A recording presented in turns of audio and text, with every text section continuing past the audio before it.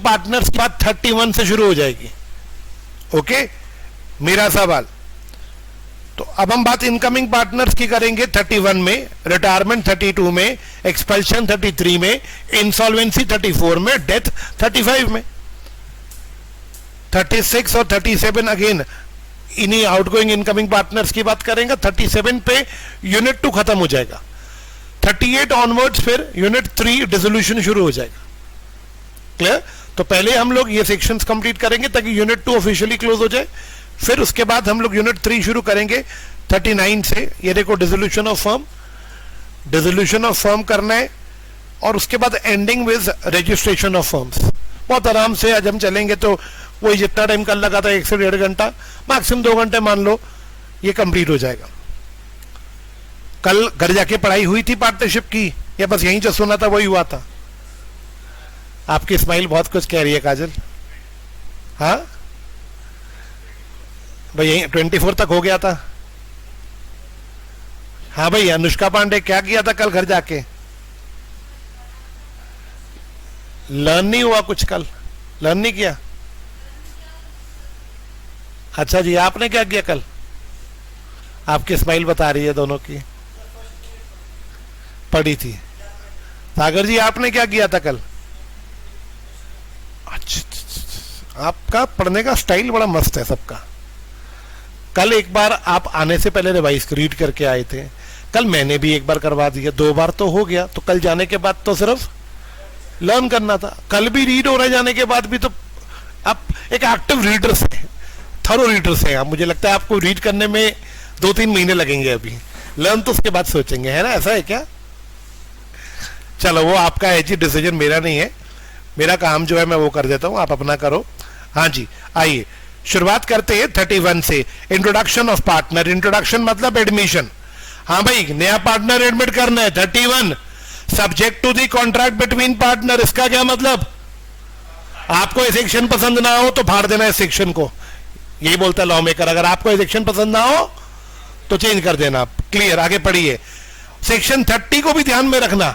मतलब subject to 30 का मतलब है माइनर का सेक्शन इसके उल्टा है। इस मतलब इसमें जो आप पढ़ोगे और जो कल आपने पढ़ा था उसमें दोनों में कुछ कॉन्ट्रडिक्शन आएगा। देख लेते हैं भी क्या कॉन्ट्रडिक्शन आएगा। 2 मिनट रुको। No person shall be introduced as a partner into a firm without the consent of all existing partner. कोई नया पार्टनर तभी आएगा। क्या ये बात माइनर पे भी सूट करती है? माइनर भी तभी एडमिट करता है जब, तो इसका मतलब ये लाइन तो माइनर पे भी सूट कर गई भाई। क्या बात? क्लियर? अगली line, subject to section 30। Again minor वाले सेक्शन में कुछ एक्सेप्शन मिल सकता है। A person who is introduced as a partner into a firm does not thereby become liable for any act of the firm done before he became.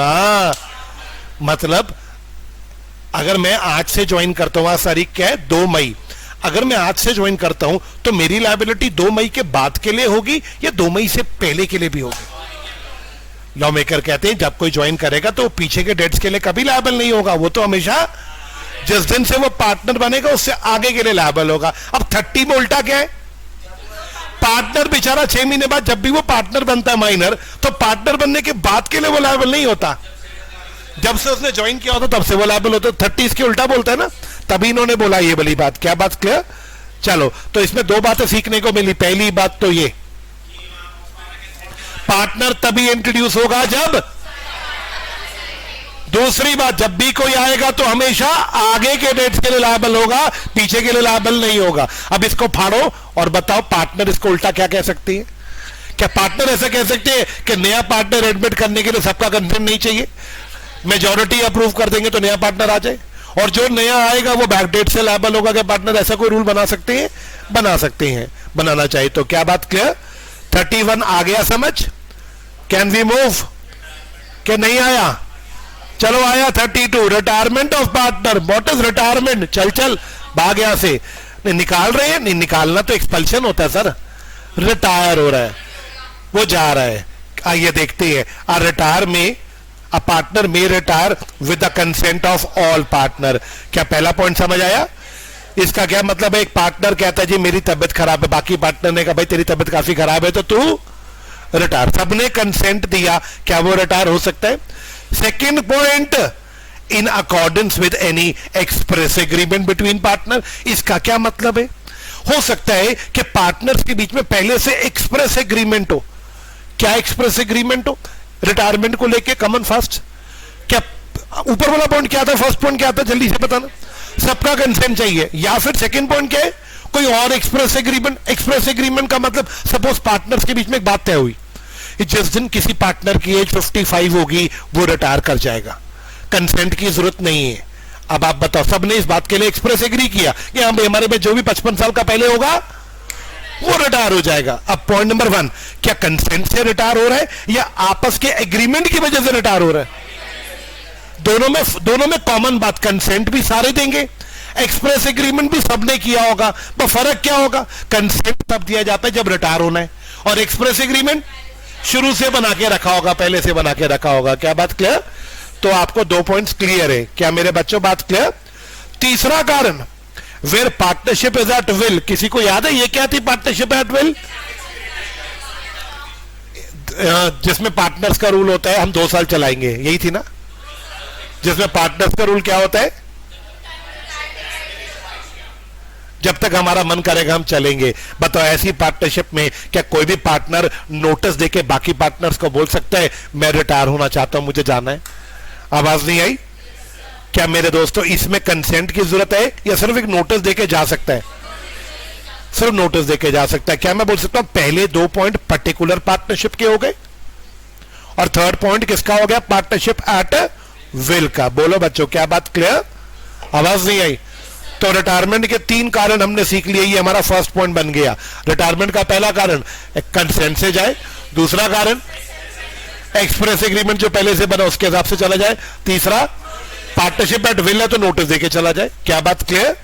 मेरा सवाल सब बच्चों से, पॉइंट नंबर 2, हाँ जी, क्या बच्चे रेडी हैं इसके लिए? ये पॉइंट नंबर 3 था, नॉट विथ स्टैंडिंग गलती से टाइप होकर यहां आ गया। हाँ जी, ये पॉइंट नंबर 4 हो गया और ये पॉइंट नंबर 5 हो गया। बच्चों मैंने फर्स्ट पॉइंट समझा दिया, क्लियर है? अब मेरा क्वेश्चन है, सेकेंड और थर्ड पॉइंट दोनों एक साथ समझा देता हूं। बच्चों एक बात का जवाब दो, 2 मई है आज, है ना? एक पार्टनर है P1, बोला मुझे रिटायर होना है। बाकी पार्टनर ने कहा ठीक है भाई तू आज से रिटायर हो जा। अब एक बात बताओ, वो 2 तारीख को रिटायर हो गया। मेरा क्वेश्चन सब बच्चों से, पास्ट डेट्स के बारे में भी बता दो और फ्यूचर डेट्स के बारे में भी बता दो।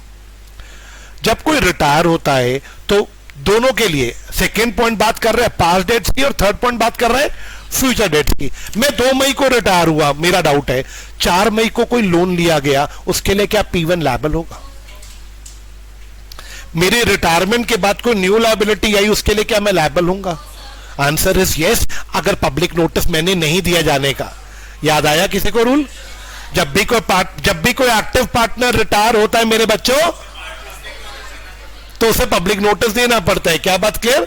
यदि मैंने पब्लिक नोटिस नहीं दिया और मैं रिटायर हो गया, एक्टिव पार्टनर था बच्चों, बताओ तो क्या मैं फ्यूचर डेट के लिए लायबल होऊंगा? यस और नो? तो what is the rule? Retiring partner को जब भी जाना है कमन फास्ट पब्लिक नोटिस देके जाना, नहीं तो फ्यूचर में कोई डेट्स आएंगे वो उसके लिए क्या हो सकता है? मेरा डाउट इसमें एक फ्लॉ है, अगर किसी को रूल याद हो जो मैंने डिटेल में बताया था, फ्यूचर डेट्स के लिए वो लायबल होगा तब जब उसने क्या नहीं दिया, और उन्हीं क्रेडिटर्स को लायबल होगा जो उसको जानते थे। जो न्यू क्रेडिटर्स है जिनको उसके बारे में पता ही नहीं, उनके लिए ये रूल नहीं होता। याद है किसी को? P1 उन्हीं को लायबल होगा जो, अब बैंक 2 तारीख को P1 रिटायर हुआ, 4 तारीख को बैंक से लोन लिया गया, बैंक को पता P1 इनका पार्टनर है, बैंक को नहीं पता कि कमन फास्ट P1 रिटायर हो गया, तो क्या P1 बैंक को लायबल है? सपोज करिए लोन इन्होंने बैंक से ना लेके लोन इन्होंने पोस्ट ऑफिस से ले लिया, पोस्ट ऑफिस P1 को नहीं जानता, तो P1 नहीं लायबल। क्या ये रूल याद है आपको? हाँ जी, पक्का क्लियर है? तो एक्टिव पार्टनर्स पब्लिक नोटिस नहीं देंगे तो वो लायबल होंगे। What about sleeping partners? वो तो जिस दिन चलेंगे फ्यूचर डेट्स के लिए कभी भी लायबल नहीं होंगे, क्योंकि उन्हें पब्लिक नोटिस देना ही नहीं हो। क्या फ्यूचर डेट्स की बात क्लियर है? अच्छा, फ्यूचर डेट्स में एक रूल और था, मैंने डिटेल में बताया था, किसी को याद हो? पब्लिक नोटिस नहीं दिया तो P1 लायबल होगा फ्यूचर डेट्स के लिए, यस और नो? अच्छा, उल्टा बताना, क्या P1 के काम के लिए फर्म भी लायबल होगा? मान लो 2 तारीख को P1 रिटायर हुआ, P1 की नियत खोट था, P1 5 तारीख को बैंक चला गया, बोला मुझे फर्म के लिए लोन चाहिए। बैंक को लगा P1 अभी भी इस फर्म का क्या है, P1 ने बैंक से फर्म के लिए क्या ले लिया और लोन खुद खा गया, कमन फास्ट। क्या फर्म लायबल होगा? क्योंकि क्रेडिटर्स को तो अभी भी लगता है कि P1 इनका, तो इसका मतलब क्या रूल बनाए, एक्टिव पार्टनर अगर पब्लिक नोटिस देके नहीं गया तो वो कुछ गलती करेगा, वो कुछ करेगा तो उसके लिए फर्म लायबल होगा, और फर्म कुछ करेगा तो उसके लिए पार्टनर लायबल हो। एक्टिव पार्टनर की बात चल रही है, लेकिन लायबल उन्हीं क्रेडिटर्स को होगा जो इस एक्टिव पार्टनर को जानते थे। जो बिल्कुल न्यू क्रेडिटर्स हैं उनकी बात मैं नहीं कर रहा। क्या ये बात क्लियर? चलो अब अगला सवाल, व्हाट अबाउट पास्ट डेट्स? क्या मैंने फ्यूचर डेट्स पे बहुत कुछ क्लियर कर दिया, कुछ कुछ याद आया? अब पास्ट डेट्स की बात करो। मैं 2 मई को रिटायर हो रहा हूं, 28 अप्रैल को एक लोन लिया हुआ था। What about this? Tell me. P1 हूं मैं, क्या मैं इस लोन के लिए लायबल हूं? आवाज नहीं आई। ऑफ कोर्स यस, जो मैं रिटायर हो रहा हूं तो पुराने लायबिलिटीज के लिए तो मैं लायबल हूं, अरे बा। लेकिन मैं जाते हुए P2 और P3, हम 3 पार्टनर थे। P1 ने P2 और P3 को बोला देखो मुझे जाने दो, मैं इस लायबिलिटी से मुक्त होना चाहता हूं, मुझे मुक्त कर दो। P1 ने ये बात किसको बोली? P2 और P3 को। और जिस बैंक ने लोन दिया तो उस बैंक को भी बुला लिया, बैंक जिस बैंक ने लोन दिया तो उसको भी बुला लिया। तीनों बैठ गए P1 के सामने, P2, P3 और बैंक। P1 ने बोला मैं जा रहा हूं, मुझे इस लायबिलिटी से मुक्त करो, इसके बदले मैं अपना एक एसेट फर्म में छोड़ के जा रहा हूं। किसी को मेरी भाषा समझ आ रही है? इस लायबिलिटी के बदले मैं एक एसेट छोड़ के जा रहा हूं। हिसाब होता तो एक एसेट सारे मेरे मिलेंगे ना, मैं एक एसेट, प्रैक्टिकल एग्जांपल बनाओ, मुझे मुक्त करो इस लायबिलिटी से। P2 P3 बोले ठीक है भाई तू जा सकता है, इस लायबिलिटी से तेरे को मुक्त करते हैं। उसने बैंक से पूछा बैंक लोन आपने दिया था, मुझे आपकी भी परमिशन चाहिए, क्या मैं जा सकता हूं? आप ये लोन का पैसा P2 और बैंक ने P2 P3 से बात करी, हाँ भाई इसको जाने दे, तुम दे दोगे पैसा? P2 P3 बोले हाँ जी सर हम दे देंगे, इसको जाने दो। आप बताओ P1 ने किससे कंसेंट लिया जाने से पहले? रिमेनिंग पार्टनर से भी लिया, और दोनों ने अगर कंसेंट दे दिया तो क्या मैं बोल सकता हूं P1 इस पुरानी लायबिलिटी यानी पास्ट डेट के लिए भी लायबल नहीं होगा? क्या बात समझ आया? क्या रिपीट करूं? बात क्लियर हुई? तो मेरा डाउट, अब आप बताइए पास्ट डेट्स का क्या रूल है, एक बार फिर से बताओ। एज अ जर्नल रूल वो लायबल होगा, लेकिन कौन से केस में वो लायबल नहीं होगा? आ जाओ, ये सेकंड पॉइंट में लेकर पढ़ो। A retiring partner may be from any liability to any of the acts of the firm done before his retirement। यानी कौन सी लाइबिलिटी की बात हो रही? डन पास लाइबिलिटी के लिए उसको डिस्चार्ज किया जा सकता है, यहां पे वर्ड मे बी डिस्चार्ज, उसे डिस्चार्ज किया तक जा सकता है। कब?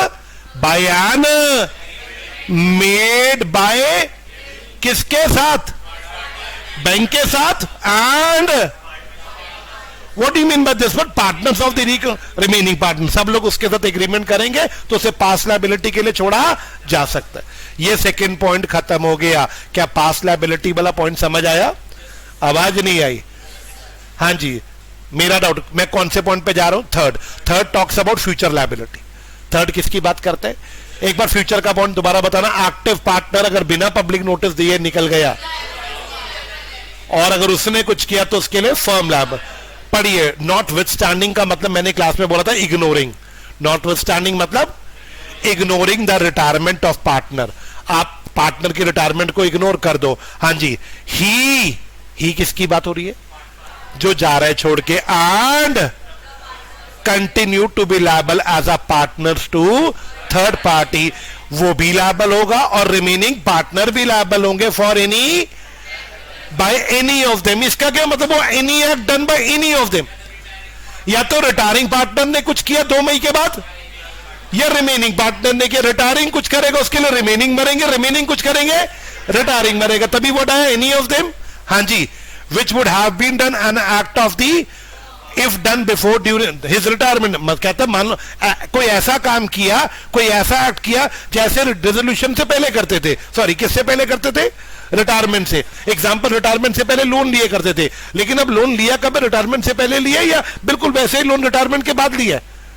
लिया तो रिटायरमेंट के। फिर ऐसा क्यों बोला? Which would have been an act of the firm if done before his retirement. इस लाइन का मतलब बिल्कुल वैसे ही लिया गया जैसे रिटायरमेंट से पहले लिया जाता था। इफ वर्ड का मतलब समझ आए, जैसे रिटायरमेंट से पहले लिया जाता था। हाँ जी, कब तक लायबल होंगे ये लोग एक दूसरे के काम के लिए? जब तक पब्लिक नोटिस नहीं दिया। क्या मेरे बच्चों को थर्ड पॉइंट समझ आया? अच्छा, घरे में पब्लिक नोटिस किसको देना चाहिए, रिटायरिंग को या रिमेनिंग को? रिटायरिंग दे, मरना दोनों ने है, तो क्या दोनों में से कोई भी देखे अपने आप को बचा सकते हैं? पढ़िए, नोटिस में भी गिवन बाय द, और ये ऐसा क्यों बोला कि any partner of the reconstituted firm? Retiring जा रहा है, कह रहा है मैं नोटिस दूंगा, रिमेनिंग कहते हैं भाई तू नहीं भी देगा हम दे देंगे, क्योंकि तेरे काम के लिए हम भी तो लायबल होंगे, तो हम तो बचे, कम से कम तूने नहीं देना मत दे। क्या मेरे बच्चों क्लियर या नॉट क्लियर? आवाज नहीं आई? अच्छा, लास्ट सवाल, if partnership is at will, किसी को याद है? The partner by giving notice in writing to all of his intention to will be assumed to be relieved as a partner without giving a public notice to this effect। क्या मतलब? जो partnership at will है ना, आप में से कोई मुझे बार बार बताए पार्टनरशिप एट विल में क्या रूल होता है? P1 P2 P3 में P1 जाना चाहता है, P1 किसको नोटिस देगा कि मैं जा रहा हूं? P1 को P2 P3 को नोटिस देना राइटिंग में कि मैं जा रहा हूं। लॉ कहता है अगर P1 ने नोटिस राइटिंग में किसको दे दिया कि भाई मैं जा रहा हूं, तो P1 को पब्लिक नोटिस देने की कोई जरूरत नहीं है। उसका नोटिस क्या एक ऑलरेडी आ चुका है राइटिंग में, उसने किसको नोटिस दिया कि मैं जा रहा हूं? क्या मैं बोल सकता हूं पार्टनरशिप एट विल का तो रूल होता है कोई कभी भी मुंह उठा के जा सकता है, तो क्या जिसको जाना है उसे पब्लिक को डंडोरा पीट के जाना है कि मैं जा रहा हूं, या उसे सिर्फ राइटिंग में बाकी पार्टनर्स को इन्फॉर्म करके जाना है? अच्छा, मैंने नोटिस दे दिया बाकी पार्टनर को कि मैं जा रहा हूं, मैंने पब्लिक नोटिस नहीं दिया। बैंक वाले कमन फास्ट लोन दे रहे हैं, 2 मई वाला सेम एग्जांपल, 2 मई के बाद बैंक ने लोन दे दिया, उसके लिए मैं लायबल या नॉट लायबल? नहीं। पार्टनरशिप एट विल वाला पार्टनर लायबल नहीं। क्या बात क्लियर? तो मेरे दोस्तों को मैंने आपके सामने 2 सेक्शन सिखा दिए, 31 इनकमिंग पार्टनर, 32 रिटायरिंग पार्टनर के 5 पॉइंट। पहला, पार्टनर रिटायर 3 केसेस में होगा। पहला केस सबके कंसेंट से, दूसरा केस एक्सप्रेस एग्रीमेंट से, तीसरा केस, क्या मेरे बच्चों बात क्लियर? नेक्स्ट सवाल, रिटायरिंग पार्टनर को क्या पास लायबिलिटी से मुक्त किया जा सकता है? उसके लिए एग्रीमेंट किसके साथ होगा? और थर्ड पॉइंट, क्या रिटायरिंग पार्टनर फ्यूचर लायबिलिटीज के लिए लायबल होगा? क्या रिमेनिंग पार्टनर भी उसके कामों के लिए फ्यूचर लायबिलिटी में लायबल होंगे? जब तक क्या नाम है, लेकिन एक्टिव पार्टनर की बात हो रही है, और बात उन्हीं क्रेडिटर्स की हो रही है जो इसको जानते थे। पॉइंट नंबर 4, नोटिस कोई भी दे सकता है। और 5th point, partnership at will है तो पब्लिक नोटिस देने की जरूरत नहीं होती, नोटिस इन राइटिंग दे दो चल जाता है काम। हाँ, मेरा डाउट बिल्कुल से यहां पे बोला था रिटायर करने का तरीका, या पब्लिक नोटिस वाली बात क्लियर कर दी? क्लियर है जी? आप आज कैसे आ गए शैली? कल तो आप आए नहीं थे, मैंने YouTube पे कल डाल दी थी क्लास, देखी थी आपने? किसी ने देखी थी आप में से क्लास? दोबारा देख ली थी? कल आई नहीं थे घरे में? आई तो थी कल। अच्छा, मेरे को लगा नहीं, तो कल पूरी देखी थी वो क्लास, तो आज का चलो चल लेती है। अच्छा, तुम तो कल आए थे, मिलके चले गए थे, कल अपॉइंटमेंट थी क्या वो मामा उमा से किसी से? अच्छा, यहां आके तबियत खराब हो गई थी मेरी शक्ल देख के? अच्छा, बारिश में, ओ पिछले कमरे से यहां तक आने में बारिश में भीग गया तू है बे? हाँ जी, कैन वी प्रोसीड? अब कौन सा आया सेक्शन? Expulsion of partner. हाँ जी, आसिफ, आसिफ यार कहां है? आसिफ नहीं दिखता बड़े दिन। यार एक वो लड़का था ना अभिषेक गरिमा, वो पेपर दे रहा नहीं दे रहा? राम राम राम राम राम राम राम। तनु भी नहीं दे रही ना पेपर? वो खुशबू सॉरी। अच्छा, और वो नवंबर, ये नवंबर बढ़ते जाएंगे देखना तुम अभी। हाँ जी, मेरा डाउट, तो भी नवंबर सोच रहे हैं कि मई 24 सोच रहे हैं? ओके, हाँ जी। मेरा डाउट, जब एग्जाम का टाइम आ जाता है ना तो बच्चे अक्सर सोचते हैं कि अटेम्प्ट स्किप करते हैं, ये गलत डिसीजन होता है। हाँ जी, मेरा सवाल, जो बच्चे ये सोच रहे हैं ना मैं ये अटेम्प्ट छोड़ के ना अगले अटेम्प्ट के लिए ना बहुत अच्छे से पढ़ाई करूंगा, वो सोचते ही रह जाते हैं बस, होता होता कुछ नहीं है। मैं ठीक कह रहा हूँ आसिम? आसिम मैं ठीक कह रहा हूँ? पढ़ाई एक, मैं तो कह रहा हूँ 1 महीना पहले ही होती है। कोई कुछ, अभी मई चढ़ गया ना, अब थोड़ा थोड़ा तुम्हें डर लगना शुरू हो गया, अब लगना शुरू हो गया, अब तुम थोड़ा फॉर्म में आओगे। लेकिन अभी भी अगर जो बच्चे फॉर्म में आना शुरू करेंगे 15-20 दिन अभी उन्हें लगेंगे फॉर्म में आने में। इफेक्टिव स्टडी 15 मई के बाद से होगी। मेरा डाउट, मैं कल नहीं आऊंगा, कल से नहीं लूंगा मैं रिवीजन, आई एम सॉरी। हैं शैली कह रही है, नहीं काजल कह रही है, क्या बोला आपने? देखो बच्चा, मुझे बड़ा चुभता है कि तुम लोग आ रहे हो जा रहे हो, तुम्हारा टाइम ट्रांसपोर्टेशन वेस्ट बहुत होता है, मुझे ये चुभता है, मुझे ये चुभता है। मैं रिवीजन जैसे मैंने टाइम टेबल बनाया मैं रिवीजन करवाऊंगा, लेकिन कल से सब बच्चे लाइव कर लो, मत आओ। मैं लाइव कह रहा हूं, कर लो, तुम्हारा भला कर रहा हूं। 1.5 घंटे की क्लास के लिए आना जाना 2 घंटा, और थकावट अलग हो जाएगी आना जाने में, जो थकावट होती है। क्या बात, मैं पवित्र सर को भी बोलता हूं ऑनलाइन कर दे। यार बेटा मेरी बात सुनो, मेरे बच्चे मेरी बात सुनो, देखो, हाँ जी, यस बेटा, expulsion of partner section 33 class, क्या पार्टनर को बाहर निकाला जा सकता है बच्चों? मेरा डाउट बच्चे, a partner may not be expelled from a firm by any majority of partners, ऐसा जनरल रूल लॉ कहता है। एक्सपेल्शन मत करना, एक्सपेल्शन मत, ये मत बदतमीजी करना कि मेजॉरिटी पार्टनर मिलकर किसी को बाहर निकालें, ये गलत बात है। बट एक एक्सेप्शन है जिसमें निकाल सकते हैं, सेव मतलब एक्सेप्शन है एक, फर्म अगर गुड फेथ में निकालना चाहता है तो निकाल सकता है, लेकिन इसके लिए पहले पार्टनर्स के बीच में कॉन्ट्रैक्ट होना चाहिए। मतलब अब इस लाइन को समझना, गुड फेथ का मतलब जेन्युइन इंटेंशन, गुड फेथ का मतलब and powers conferred bye contract between them, इसके लिए पार्टनर्स के बीच में पहले से क्या होना चाहिए?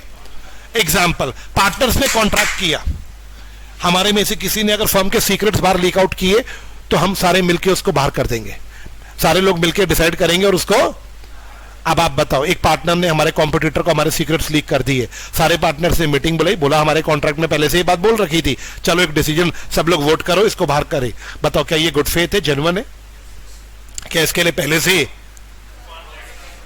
कॉन्ट्रैक्ट में मेंशन था? हाँ, अब निकाल सकते हो। अगर गुड फेथ में निकालना है, कॉन्ट्रैक्ट में मेंशन था तो निकाल सकते हो, नहीं तो एज अ जनरल रूल पहली लाइन ने मना कर दिया कि आप किसी पार्टनर को निकाल नहीं सकते। बोलो बच्चे, क्या क्लियर है? अगला सवाल, सबसेक्शन 2, 3, 4 ऑफ 32 शैल अप्लाई, इसका मतलब क्या है दोस्तों जरा बताना। 2, 3, 4 का मतलब ऊपर के सारे सेक्शंस, जो रिटायरिंग पार्टनर के रूल थे वो एक्सपेल्ड पार्टनर के भी हैं। 2, 3, 4 मैं बताता हूं, इधर आओ बच्चों, क्या रिटायरिंग एक्सपेल्शन पार्टनर के ऊपर भी पब्लिक नोटिस वाला रूल अप्लाई होगा? बिल्कुल। उसके बाद उसके भी वो दोनों पॉइंट, पास्ट डेट्स और फ्यूचर डेट्स, सेम रूल्स होंगे, मैंने ये कॉपी में डिटेल में लिखवाया हुआ है। क्या बात क्लियर? चलो let's move to insolvency of partner. क्या बोला, दोबारा बोलो। नहीं, ये लाइन गलत है, काट दो इसको। लॉ मना कर रहा है, partner may not be expelled from a firm by the consent of majority partner. Line को मत काटो, उसमें ये लाइन लिख दो, a partner can't be expelled, can't word add कर दो उसमें।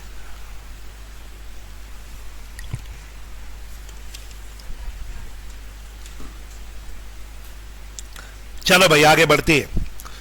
पार्टनर इंसॉल्वेंट हो गया, सब बच्चे बोर्ड पे देख के बताओ, common fast, what is insolvency? Where a partner in a firm is adjudicated as insolvent. What is adjudicated? Declared, घोषित हो गया इंसॉल्वेंट। क्या उसी दिन से वो, जिस दिन कोर्ट ने उसे इंसॉल्वेंट डिक्लेयर किया, क्या उसी दिन से वो फर्म का पार्टनर रहेगा या आउट हो जाएगा? आउट हो जाएगा। Whether or not firm is hereby dissolve, मतलब उसके इंसॉल्वेंट होने पे फर्म चल रहा है या फर्म डिसॉल्व हो गया उससे मतलब नहीं है। जिस दिन कोई पार्टनर इंसॉल्वेंट होगा उसी दिन से वो फर्म से बाहर हो जाएगा। क्या फर्स्ट पॉइंट क्लियर? मेरा doubt, where a contract between partners the firm is not dissolve by the adjudication of a partner as मतलब अच्छा the estate of the partner so adjudicated is not liable for any act of the firm and firm is not liable for an act of done after the date of adjudication. मतलब समझा second point में बच्चे? एक part P1 P2 P3 में P3 insolvent हो गया, out. P3 insolvent हुआ 2 मई को, चल भाई फर्म से बाहर निकल। अब आप बताओ 2 मई को वो बाहर हो गया, क्या उस जब वो बाहर निकलेगा फर्म से, क्या उसको कुछ प्रॉपर्टी दी जाएगी जो फर्म में उसका हिस्सा बनता था? आवाज नहीं आई। फर्म में उसकी प्रॉपर्टी बनती थी 20 लाख, उसको दे दी जाएगी बोलो, ताकि क्योंकि वो इंसॉल्वेंट हो गया, क्या वो ये 20 लाख से अपने क्रेडिटर्स को चुकाएगा, प्राइवेट क्रेडिटर्स को?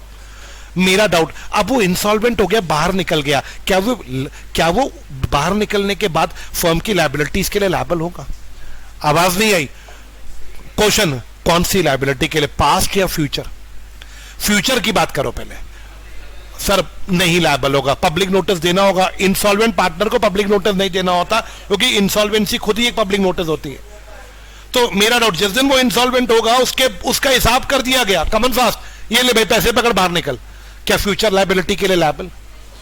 What about past? Past liability के लिए मेरा डाउट, क्या जब उसको हिसाब दिया होगा उससे अंदर से क्या लायबिलिटीज का पैसा पहले से? पास्ट के लिए तो वो लायबल है, उसका हिसाब करके ही दिया होगा। यहां पे पास्ट लायबिलिटी की बात नहीं हो रही, यहां पे कौन सी लायबिलिटी की बात हो रही है? फ्यूचर के लिए इंसॉल्वेंट पार्टनर कभी भी लायबल। हाँ जी, क्या मैं बोल सकता हूं no public notice needed? No public notice बोलो। उसके पर्सनल एसेट्स कम हो गए, उसकी पर्सनल लायबिलिटीज ज्यादा। फर्म इंसॉल्वेंट नहीं हुआ, पार्टनर पर्सनली इंसॉल्वेंट हुआ। क्या मेरे बच्चों बात clear? This is the most important. कल जब हम क्वेश्चन बैंक देख रहे थे, सबसे ज्यादा सेक्शन 35 के क्वेश्चन थे। बच्चों बताओ मुझे बोर्ड पे देख के, P1 P2 P3 में P3 की मौत हो गई। ओ माय गॉड, P3 की क्या हो गई बच्चे बताओ? मौत। मेरा डाउट, सब बच्चे बताओ P3 मर गया है। अब कमन फास्ट, क्या P3 की प्रॉपर्टी फ्यूचर डेट्स के लिए लायबल होगी? Answer is no. पढ़िए, where under a contract between partner the firm is by the death of partner, firm dissolve नहीं हुआ, पार्टनर P3 मरा, फर्म नहीं मरा, फर्म चल रहा है। The estate of is not liable for any act of the firm. Future date liability की बात हो रही है, पास्ट लायबिलिटीज की बात हो रही है। फ्यूचर के लिए कभी भी इंसॉल्वेंट पार्टनर की प्रॉपर्टी लायबल नहीं हो। मेरा मैंने क्या लिखवाया था, कोई बताएगा नोटिस में? पब्लिक नोटिस डेथ में चाहिए या नहीं चाहिए? नहीं चाहिए। मेरा आंसर दीजिए इस बच्ची को, पास्ट डेट्स के लिए क्या रूल होगा? उसकी प्रॉपर्टी से उसके लायबिलिटी होगी। क्या मेरा डाउट, क्या मैं बोल सकता हूं रिटायरिंग पार्टनर और रिटायरिंग पार्टनर और एक्सपेल्ड पार्टनर को पब्लिक नोटिस देना होता है, इंसॉल्वेंट पार्टनर और डिसीज पार्टनर को पब्लिक नोटिस नहीं देना।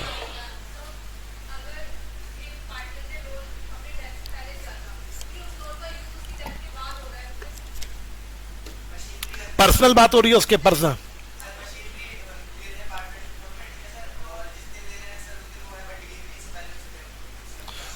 वो मशीनरी पार्टनर की है या फर्म की है?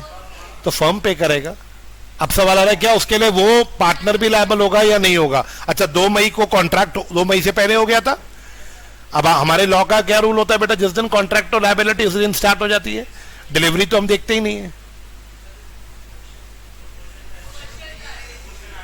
क्या बोलता है क्वेश्चन के अंदर, 1 तारीख को कॉन्ट्रैक्ट हुआ। अच्छा इंस्टीट्यूट क्या बोलता है, डिलीवरी 5 तारीख को, ये कुछ ऐसा बोल रहा है। देखो क्वेश्चन को एक बार देखना पड़ेगा, रूल क्या है। अगर इंस्टीट्यूट देखो इंस्टीट्यूट के हिसाब से चलो, अगर इंस्टीट्यूट कहता है कि लायबिलिटी डिलीवरी के बाद स्टार्ट होगी, अगर देखो इंस्टीट्यूट ने इस असम्पशन से क्वेश्चन सॉल्व किया है कि liability will start from the date of delivery. अब लायबिलिटी अगर डिलीवरी के बाद अराइज हुई है तो इसका मतलब क्या मैं बोल सकता हूं कि डेथ अगर इस डेट पे हो गई तो ये फ्यूचर डेट बन गया, इसके लिए नॉट लायबल।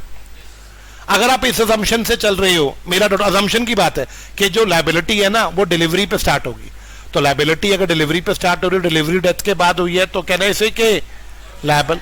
बट अगर असम्पशन की बात चल रही है, और अगर असम्पशन ये है कि जी जिस दिन कॉन्ट्रैक्ट हुआ उस दिन से लायबिलिटी स्टार्ट होगी तो I will say he is liable. Institute अगर ये वाला आंसर दे रहे हैं तो आप ये वाला आंसर लिखो, आप अजम्पशन लिख देना आंसर लिखते समय, we are assuming that liability will start from the date of delivery. मैं आपसे एक क्वेश्चन पूछता हूं, प्रैक्टिकल बात करो, इसको 2 मिनट छोड़ दो। मैंने किसी को बोला मुझे जनरेटर चाहिए, गाड़ी चाहिए, सब बच्चे बताओ गाड़ी चाहिए, गाड़ी, मैं गाड़ी लेने गया, उसने कहा गाड़ी आप पैसे दो, आप पैसे दो, 10,000 रुपये बुक कराओ, आपको गाड़ी 10 दिन बाद डिलीवर होगी।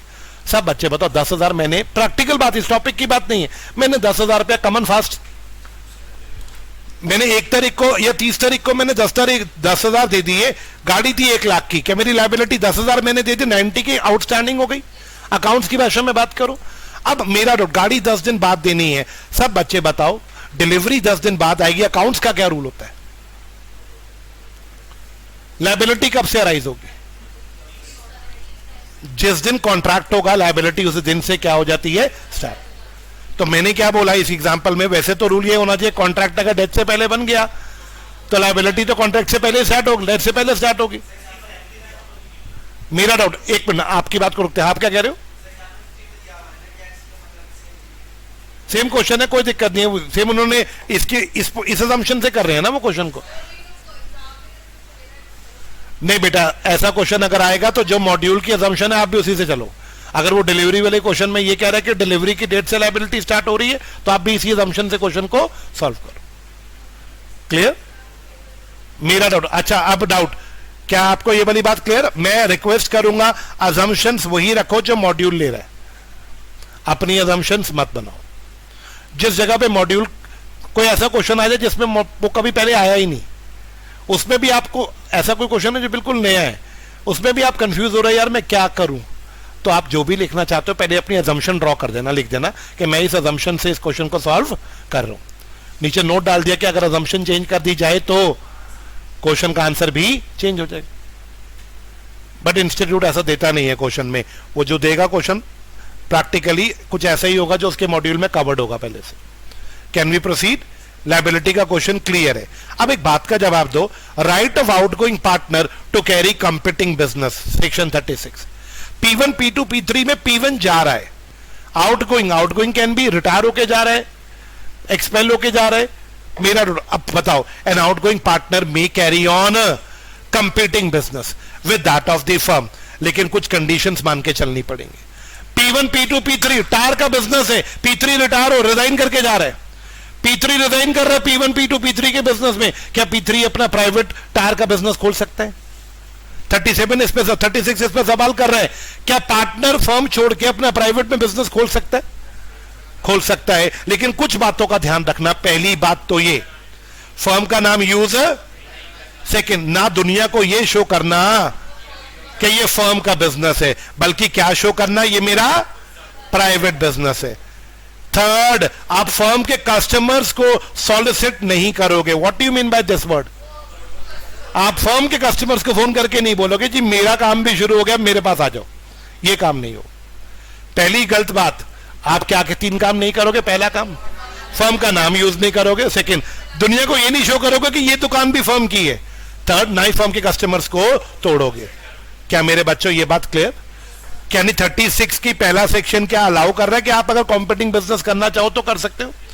बट सेकेंड पॉइंट, क्या पार्टनर एक दूसरे पर रिस्ट्रिक्शन लगा सकते हैं कि कुछ टाइम तक फर्म छोड़ने के बाद आप कॉम्पिटिंग बिजनेस नहीं करोगे? आवाज नहीं आई? लॉ मेकर कहता है आप ऐसी रिस्ट्रिक्शन लगा सकते हो बट रीजनेबल लगाना, स्पेसिफाइड पीरियड या स्पेसिफाइड लोकल लिमिट्स पे लगाना। एग्जांपल P1 P2 P3 में, सब बच्चे बोर्ड पे देख के बोलो, कोई रिस्ट्रिक्शन किसी पे नहीं लगाई तो क्या होगा?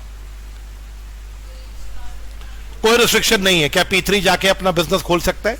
बट ऊपर के 3 बुलेट्स का ध्यान रखे बस। क्या first example clear? Second, restriction थी कि फर्म छोड़ने के बाद लाइफ टाइम कोई प्राइवेट बिजनेस नहीं करेगा। ये तो 1 साल या 2 साल के लिए रिस्ट्रिक्शन है, तो क्या ये रीजनेबल माना जाएगा? yes. But sir contract act में तो मना था ना कि कोई किसी के ट्रेड पे रिस्ट्रिक्शन नहीं लगाएगा। क्या ये उसकी एक्सेप्शन बन गई? क्या बात क्लियर? तो मेरा डाउट, क्या 36 ओवर कर दे? अब मेरा डाउट, सब बच्चे बताओ, आउटगोइंग पार्टनर जब पार्टनर छोड़ के जा रहे हैं तो क्या उसको प्रॉफिट्स मिलेंगे? मेरा डाउट है बच्चे, सिंपल सा क्वेश्चन है, P1 P2 P3 में P3 जा रहा है, क्या जब वो जाएगा तो उसका हिसाब किताब हो जाना चाहिए? फर्म उसको पैसे नहीं दे रहा, अब बताओ क्या हो? फर्म ने उसका हिसाब कर दिया, भाई तेरे 2 करोड़ देने हैं, लेकिन दे नहीं रहा फर्म, अब बताओ। लॉ कहता है अब 37 लगेगा। अगर हिसाब हो गया लेकिन पैसा नहीं दे रहा तो दो में से एक चीज दे दे, कमन फास्ट। या तो जितना प्रॉफिट इसका शेयर बनता था मिस्टर P3 का वो शेयर दे दो, नहीं तो सेकेंड ऑप्शन ब्याज दे दो। ब्याज का रेट कितना था इस सेक्शन में, किसी को ध्यान है? 6% का है ना। दो में से एक ऑप्शन दे दो। क्या बेटा, क्या दो ऑप्शन बताए मैंने? प्रॉफिट का शेयर दे दो। कितना शेयर? P3 का जितना शेयर पहले से बनता था वो दे दो उसको, नहीं तो कमन फास्ट 2 करोड़ जो उसका हिसाब बनता उस पर 6% का ब्याज दे दो। इन दो में से एक ऑप्शन P3 डिसाइड करेगा उसको क्या चाहिए। आउटगोइंग पार्टनर डिसाइड करता है कि उसको क्या चाहिए। तो 37 कब लगाना है? जब कोई पार्टनर जा रहा है बट उसका पैसा नहीं दिया। क्या बात क्लियर? आ जाओ एक बार जरा पढ़ के देखना। According to 37 where any member of a firm has died, मतलब आउटगोइंग हो गया, अदरवाइज और किसी कारण से फर्म छोड़ के चला गया, एग्जाम्पल रिटायर हो गया, रिजाइन कर गया, एक्सपेल हो गया, डेथ, तो कुछ भी रीजन हुआ, and the surviving partners carry on the business. क्या मतलब बच्चों? वो तो मरमरा गया, छोड़ के चला गया, बाकी partner with the property of the firm without any final settlement of accounts। settlement मतलब पैसा नहीं दिया, हिसाब तो हुआ होगा लेकिन as between them and the outgoing partner or his estate, then in the absence of contract to contrary, इसको 2 मिनट छोड़ना, then outgoing partner or his estate। Bar bar his estate word इसलिए आ रहा है, अगर वो मर गया तो उसके बिहाफ पे उसकी वाइफ के लिए वर्ड आ रहा है। अगर वो जिंदा है, एग्जाम्पल वो रिजाइन करके गया, हिसाब नहीं हुआ, तो वो आउटगोइंग पार्टनर है। वो मर गया तो उसकी जगह हम क्या वर्ड यूज कर रहे हैं? Is entitled at the option of. Option कौन तय करेगा? Outgoing partner. अगर वो मर गया तो ऑप्शन कौन तय करेगा? क्या लेंगे दोस्तों बताओ? प्रॉफिट का शेयर। कितना share? Made since he ceased to be partner as may be attributable to the use of the share of the profit property of the firm। जितना उसका attributable मतलब जितना ड्यू बनता है उसकी प्रॉपर्टी पे उतना प्रॉफिट ले लो और इंटरेस्ट ले लो कितने % पे। ये डिसीजन किसका होगा कि मुझे प्रॉफिट चाहिए या इंटरेस्ट चाहिए? Outgoing partner. अगर वो मर गया तो उसके लीगल है। क्या बात क्लियर? लेकिन इसमें ये डब्बा कुछ कह रहा था, पार्टनर को ये सेक्शन पसंद ना आए ना तो फाड़ के फेंक दे। क्या पार्टनर ऐसा कह सकते हैं जब कोई रिटायर होगा 2 महीने लगेंगे उसका हिसाब करने में, उस 2 महीने उसको कुछ नहीं देंगे? क्या ऐसा कह सकते हैं बताओ? बिल्कुल। ये ब्याज 4% पे देंगे या 9% पे देंगे, कुछ भी कर सकते हैं। क्या बात क्लियर? मेरा डाउट। अगला सवाल, where by the contract between partner an option is given to purchase the interest of a deceased or outgoing partner, then option is duly exercised. The estate of deceased partner or the outgoing partner, as the case may be, is not entitled to any further share of profit. But if any partner, assuming to act in exercise of the option, does not in all material respect comply with the terms, he is liable to account under the foregoing provision of this। ये एक exception क्या बोलती है? P1, P2, P3। P3 चला गया मेरे बच्चों, P3 चला गया, उसका हिसाब किसको करना था? फर्म ने। यही पढ़ा था आपने यहां पे। अब क्या रहे, मान लो P3 चला गया, P3 का जो हिस्सा था P2 खरीदना चाहता है। P3 की पेमेंट, P3 ने पेमेंट लेनी थी, फर्म ने उसको पे करना था, कमन फास्ट फर्म ने उसको पे करना था। P2 ने क्या बोला P3 को? तेरा शेयर मेरा हो गया, चल फर्म तेरे को पे नहीं करेगा, मैं तेरे को पे करूंगा। क्या मेरे बच्चों बात क्लियर? अब क्या होगा?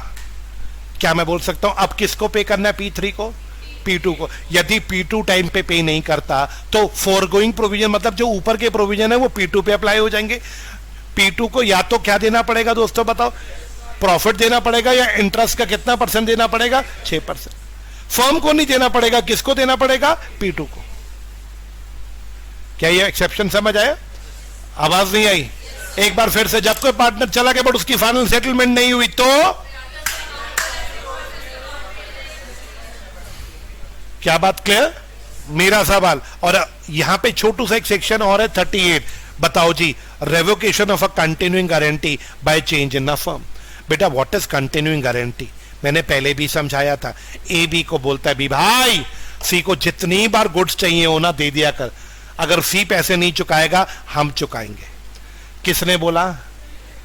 ए गारंटर है। ए ने क्या बोला भाई, दोबारा बोलना बच्चों, बी भाई सी जब भी गुड्स मांगे ना उधार पे उसे दे देना, यदि वो नहीं देगा तो मैं दूंगा। सब बच्चे बताओ, गारंटर ए है, लोन कौन देगा दोस्तों बताओ? तो लेंडर कौन बन गया और रिसीवर कौन बन गया लोन का? अब बताओ, अगर सी लोन नहीं चुकाता तो किसको चुकाना पड़ेगा? क्या कंटिन्यूइंग गारंटी समझ आई? कितनी बार गुड्स देने को बोला? कंटिन्यूइंग गारंटी का यही रूल होता है, उसमें ये नहीं बोला जाता 2 बार दो 3 बार, उसमें बोला जाए जितनी बार भी ये गुड्स मांगे दे दो, अगर सी पैसे नहीं दे पाएगा मैं दूंगा। अब पढ़िए, according to 38 a continuing guarantee given to a firm, a continuing guarantee given to, यानी फर्म बी की जगह आ गया, गिवन टू फर्म, फर्म को गारंटी दी जा रही है, इसका मतलब फर्म किसकी जगह पे है? लेंडर की, फर्म लेंडर बन गया। क्या बात क्लियर? और given to a in respect of transaction of the firm. कोई बच्चा बताएगा अब की बार फर्म किस जगह पे आ गया दोस्तों बताओ? सी की जगह पे। गारंटी दी गई है बी को, किसके लिए? सी के लिए। मेरा लॉ कहता है अगर फर्म बी की जगह पे है यानी वो लेंडर है, यदि फर्म सी की जगह पे है यानी वो रिसीवर है, तो कहना से in the absence of contract to कॉन्ट्र रिडोमेंटल डब्बे को छोड़ो। बताओ क्या मतलब? क्या मैं बोल सकता हूं फ्यूचर ट्रांजेक्शन के लिए गारंटी खत्म? क्या बोल सकता हूं फ्यूचर ट्रांजेक्शंस के लिए गारंटी खत्म अगर फर्म में कुछ चेंज हो रहा है? P1 P2 P3 में P3 मर गया, जिस दिन P3 मरा कहना से उस दिन ये गारंटी खत्म। फ्यूचर ट्रांजेक्शंस के लिए क्या वर्ड यूज हुआ? जो ट्रांजेक्शन पहले से हुए पड़े हैं उसमें कमन फास्ट, फर्म जिस पोजीशन पे जो काम है वो तो फर्म को करना पड़ेगा। आई रिपीट, दोबारा बोलना, फर्म अगर फर्म में कुछ चेंजेस होते हैं, रिकॉन्स्टिट्यूशन होता है, तो फर्म की कंटिन्यूइंग गारंटी खत्म। पास्ट ट्रांजैक्शंस के लिए या फ्यूचर? चलो पास्ट और फ्यूचर को डिफरेंशिएट करो। फर्म के अंदर कुछ बदलाव अभी नहीं हुआ। मेरा डाउट, कितनी बार ट्रांजैक्शन हो चुके हैं? 10 बार। 10 बार ट्रांजैक्शन होने के बाद P3 मर गया। अब बताओ क्या होगा? क्या 10 ट्रांजैक्शन के लिए फर्म की ड्यूटी रहेगी? अगर फर्म रिसीवर होगा तो फर्म को पे करना पड़ेगा। अगर फर्म लेंडर होगा, क्या मैं बोल सकता हूं इन 10 के लिए तो फर्म अपने पैसे रिसीव करेगा, आगे से और माल सप्लाई नहीं करेगा। मोटी बात याद रखना, कभी भी फर्म में कुछ चेंजेस आती हैं तो कंटिन्यूइंग गारंटी खत्म हो जाती है। किन ट्रांजैक्शंस के लिए? किसके लिए रहती है? Past transaction. मेरा डाउट, अब इस बच्चे का डाउट, पास्ट की पेमेंट कौन करेगा? सिंपल बात है, क्या ये पास्ट ट्रांजैक्शन उसके डेथ से पहले के हैं तो क्या इसका लायबिलिटी उसके ऊपर भी आएगी? उसके प्रॉपर्टी से लिया जाएगा? वो तो मर गया, उसकी प्रॉपर्टी से लिया जाएगा। क्या मेरे बच्चों को ये वाला क्लियर है? यहां पे आके यूनिट 2 के जो बचे हुए सेक्शंस थे वो भी हमने खत्म कर दिए। क्या बात क्लियर? 31 से लेके 38। क्या मेरे बच्चों को बात क्लियर है?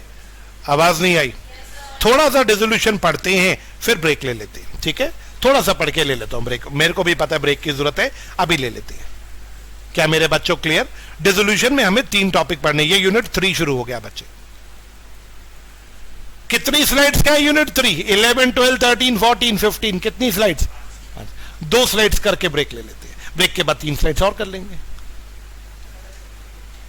आय हाय, हाँ जी, मेरा doubt, according to section Indian partnership act, dissolution of a partnership between all the partner is called dissolution of. सब बच्चे यहां पे जरूर लर्न करके जाना, मॉड्यूल में टॉपिक है difference between dissolution of firm and dissolution of please इसको लर्न करके जाना, मॉड्यूल में गिवन है। दोनों का डिफरेंस बताओगे? एबीसी में P3 मर गया, P1 P2 बिजनेस करना चाहते हैं, तो ये क्या है? इनके तीनों के बीच की पार्टनरशिप डिसॉल्व हुई है, फर्म डिसॉल्व नहीं हुआ। लेकिन अगर तीनों मिलके कहते चल फर्म दुकान ही बंद कर दो, डिसोल्यूशन ऑफ अ फर्म। कौन सा वर्ड बड़ा है? डिसोल्यूशन ऑफ अ फर्म, क्योंकि डिसोल्यूशन ऑफ फर्म में जब पूरा फर्म ही बंद हो जाएगा तो इनके बीच की पार्टनरशिप भी खत्म हो जाएगी।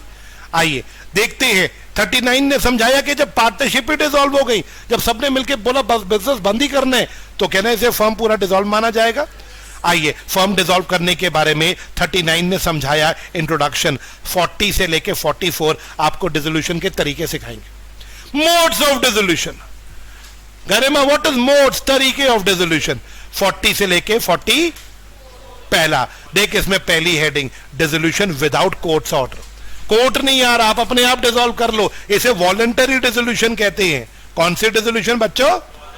इसके सेक्शन कौन कौन से हैं? 40, 41, 42, 43। बस बस बस बस 44 से तो कोर्ट का डिसोल्यूशन आएगा। ये वॉलंटरी डिसोल्यूशन है या कोर्ट कर रहा है तो कंपल्सरी डिसोल्यूशन है? यस, 44 में बात होगी किस डिसोल्यूशन के, और बाकी के 43 तक कौन सी बात है? What is the difference between voluntary and compulsory dissolution? आप अपनी मर्जी से करोगे तो वॉलंटरी है, कोर्ट घसीट के कर देगा तो। आ जाओ जल्दी से आ जाओ। पहले कौन सा? वॉलंटरी। वॉलंटरी में 4 सेक्शन पढ़ेंगे, 40 से लेके 43 तक। डिसोल्यूशन बाय एग्रीमेंट, क्या सारे पार्टनर मिलके फर्म को बंद कर सकते हैं? फर्म में B dissolve with the consent of, पहली लाइन सबका कंसेंट होगा तो फर्म डिसॉल्व कर दो। और या पहले से अगर इनके बीच में कॉन्ट्रैक्ट में लिखा था तो डिसॉल्व कर दो। What do you mean by this word? Come on fast. क्या पार्टनर्स के बीच में ऐसा पहले से लिखा हो सकता है सिर्फ फ्लाईओवर बनाएंगे, फ्लाईओवर बनते ही फर्म डिसॉल्व? तो क्या उसके लिए कंसेंट की जरूरत है या पहले से लिखा था तो डिसॉल्व हो जाएगा? क्या मेरे बच्चों बताओ, क्लियर? 40 क्लियर? 41 बदतमीज। देखियो हेडिंग क्या है, ऊपर टॉपिक क्या चल रहा है? बेवकूफ। 41 में तो वॉलंटरी कहां से रखे, 41 भी कंपलसरी है। देख 40 में क्या था, कंफ्यूज मत हो। 40 में पार्टनर्स मिलके फर्म डिसॉल्व कर रहे हैं, कैसे? या तो सारे ने कंसेंट दिया या पहले से कॉन्ट्रैक्ट में लिखा था, बंद कर दिया। 40 क्लियर? 41 compulsory dissolution. कंपलसरी में 41 में कोर्ट नहीं आ रहा, कुछ कांड हो रहा है इसलिए डिसॉल्व हो रहा है। देखते हैं क्या कांड हो रहा है। पहला रीजन पढ़ो, अ फर्म इज डिसॉल्व अगर सारे ही पार्टनर इंसॉल्वेंट हो जाए। कोर्ट बीच में आया या पार्टनर सब इंसॉल्वेंट होकर कोर्ट बंद कर रहा है या ऑटोमेटिक बंद हो जाओगे? सेकेंड रीजन, या फिर कोई ऐसा इवेंट हो गया जिससे फर्म का धंधा अनलॉफुल हो गया। फर्म एक ही बिजनेस करता था शराब बेचने का, शराब इलीगल हो गई, तो क्या फर्म कोर्ट बंद कर रहा है या ऑटोमेटिक बंद है? क्या इसकी जगह मैं लिख सकता हूं कंपल्सरी डिसोल्यूशन को ऑटोमेटिक डिसोल्यूशन? इनमें तो बंद होना ही होना है। क्या बात क्लियर? लेकिन एक एक्सेप्शन डाल दी, अगर फर्म के 2 धंधे हैं, शराब भी बेचती है होटल भी चलाती है, शराब इलीगल हो गई तो शराब का बिजनेस बंद होगा, पूरा फर्म डिसॉल्व। यही देख लो, अगर सेपरेट एडवेंचर्स चल रहे हैं, एडवेंचर माने तो अगर एक बिजनेस इलीगल हो गया तो दूसरा इलीगल नहीं होगा, वो तो चलता ही रहेगा। अनुष्का जी क्या हो रहा है, बार बार इशारे कर रही हो तुम? अच्छा, कोई प्रॉब्लम हो रही है, तबीयत खराब हो रही है? इतनी देर बैठा नहीं जाता ना, मैं बताता नहीं बैठा जाता। हाँ, मेरा डाउट। ओके बताओ जी, 41 में क्या नाम रखा हमने? कंपल्सरी डिसोल्यूशन रखा 41 का नाम या ऑटोमेटिक? इसके 2 कारण है, पहला सारे पार्टनर इंसॉल्वेंट हो गए, या दूसरा फर्म का बिजनेस ही अनलॉफुल हो गया। बोलो बच्चे। और 42 में चलो, और कुछ सर्टेन कंटिजेंसीज देख लो। कंटिजेंसी मतलब और कुछ कांड देख लो, लेकिन इनमें बेटा पार्टनर्स का मन करेगा तो डिसॉल्व करेंगे। ये देखो लाइन दिख रही है आपको, लॉ कहता है फर्म डिसॉल्व हो जाएगा अगर एक्सपायरी ऑफ टाइम पीरियड हो गया। What is expiry of time period? 3 साल की पार्टनरशिप थी, 3 साल पूरे हो गए, क्या फर्म डिसॉल्व हो जाएगा? कंप्लीशन ऑफ एडवेंचर, एक एडवेंचर के लिए बना था फ्लाईओवर बनाने के लिए, फ्लाईओवर बन गया, क्या फर्म डिसॉल्व हो जाएगा? या कोई एक पार्टनर मरा या कोई एक पार्टनर इंसॉल्वेंट हुआ, क्या फर्म डिसॉल्व हो जाएगा? यस, लॉ कहता है बट अगर पार्टनर्स को ये पॉइंट पसंद ना आए ना, चेंज कर सकते हैं। मुझे लगता है पार्टनर पहले दूसरे का तो नहीं, तीसरे केस को तो श्योरली चेंज करेंगे। आप बताओ, किसी एक के मरने से या किसी एक के इंसॉल्वेंट होने से वो पहले से मना कर देंगे कि हम 42 का 3rd पॉइंट नहीं मानते। क्या वो 1st 2nd भी मना कर सकते कि भैया एडवेंचर खत्म होगा, कहीं और एडवेंचर चालू कर देंगे, हम नहीं बंद कर रहे? कर सकते हैं। 41 और 42 में डिफरेंशिएट पकड़ो। 41 में चॉइस है बंद करने का या होगा ही होगा, बट 42 में पार्टनर चाहे तो 42 को चेंज कर सकते। 40 क्या एग्रीमेंट करके आपस में मेजॉर सबका कंसेंट लेके डिसॉल्व हो सकता है, या पहले से कॉन्ट्रैक्ट में लेकर तो हो सकता है। 41 ऑटोमेटिक डिसोल्यूशन, जब सारे पार्टनर इंसॉल्वेंट हो जाए या जब बिजनेस इलीगल हो जाए। 42 पार्टनर्स को पसंद ना आए तो बदल दे। क्या सेक्शन है बच्चों, क्या सेक्शन है बच्चे? पहला रीजन टाइम पीरियड पूरा हो गया, एडवेंचर पूरा हो गया, या कोई एक पार्टनर मरा, एक पार्टनर इंसॉल्वेंट हुआ। क्या मेरे बच्चों को 42 समझ आया? 43 तो आपका फेवरेट है, सब बच्चे बताओ। पार्टनरशिप एट विल है। अगर पार्टनरशिप एट विल है तो कोई भी एक पार्टनर नोटिस देके बाकी पार्टनर्स को बोल सकता है कि मैं फर्म बंद करना चाहता हूं। अभी तक नोटिस पता किसके लिए दिया जा रहा था शैली? मैं रिटायर होना चाहता हूं। अब क्या बोला जा रहा है? क्या ऐसा अलाउड है? पार्टनरशिप एट विल में सबका कंसेंट नहीं चाहिए होता फर्म डिसॉल्व करने के लिए। अगर एक पार्टनर ने भी नोटिस दे के, विल का मतलब क्या है? अगर एक पार्टनर ने भी नोटिस दे दिया ना मैं फर्म बंद करना चाहता हूं, फर्म बंद होगा। कौन सी डेट से? नोटिस में जो डेट लिखी होगी उस डेट से। यदि नोटिस में कोई डेट नहीं लिखी और जिस दिन नोटिस देगा उसी दिन से फर्म बंद। क्योंकि विल मैच होनी बंद होगी ना। एक बंदा अड़ गया, कह रहा मेरे को नहीं चलाना बिजनेस, विल कहां रहेगी? क्या बात क्लियर? मेरा डाउट, पार्टनरशिप एट विल में कंसेंट की जरूरत नहीं है। बोलो बच्चों, क्या ये डब्बा समझ आ गया? आहा, अब क्या आया बच्चों? By court. आहा शैली, कोर्ट कब डिसॉल्व करेगा? यस, कोर्ट कब डिसॉल्व करेगा? पहला पॉइंट तो ये, दूसरा तो ये, तीसरा ये, चौथा ये, पांचवा, छठा और सातवां। पहली बात तो ये, जब तू, हाँ जी, मेरा डाउट क्या हुआ बच्चे? अच्छा, मेरा डाउट, ओके, मेरा सवाल। चलो बच्चों आप, पर तुम्हें खत्म करके मैं जा रहा हूं घूमने Dubai. Next month I am going to Dubai for 15 days. थोड़ा मस्त यार एंजॉय करके आता हूं, फिर सोचेंगे क्या करना है ना। थोड़ा सा अमौक वगैरह करा के जाऊंगा, कहने का मतलब। मेरे बच्चों की भी छुट्टियां हो जाएंगी ना, अब मई में छुट्टियां हो जाएंगी 20 तारीख, 15-16 तारीख के आसपास, तो जून में जाऊंगा। नहीं, दुबई नहीं जाऊंगा यार, वो तो गर्मी बहुत है। ठंडे इलाके होके आता हूँ, कश्मीर चले जाते हैं, कश्मीर होके आते हैं। क्या कह रहे हैं? कश्मीर में हो रही है? नहीं नहीं, अच्छा, वो कश्मीर नहीं है। अब वो कश्मीर नहीं, दिल्ली में कौन बैठा पता है ना? पता है, भूल गए? हाँ जी, मेरा डाउट, दिल्ली में मोदी जी बैठे हैं। मोदी जी, कुछ जगहों का तो इन्होंने ऐसा हाल कर दिया है कि यूपी किसी से नहीं संभलता, सिर्फ एक बंदे ने संभाल रखा है पूरे यूपी को। ऐसे कश्मीर का जो हाल कर रखा था ना कुछ साल पहले गवर्नमेंट्स ने, आज कश्मीर को सीधा कर दिया। मेरा डाउट, यूनियन टेरिटरी बना दिया, स्यापा ही खत्म, किसी की सरकार ही नहीं होगी वहां पे, सेंटर कंट्रोल करेगा। लॉ पता है ना आपको, सिविक्स पढ़ी होगी अगर आपने। Now it has been declared as a union territory, जाओ ऐश करो। मेरा doubt, let's come back to the topic, dissolution by court. पहला रीजन इंसेनिटी और अनसाउंड माइंड। सब बच्चे मतलब बताओ।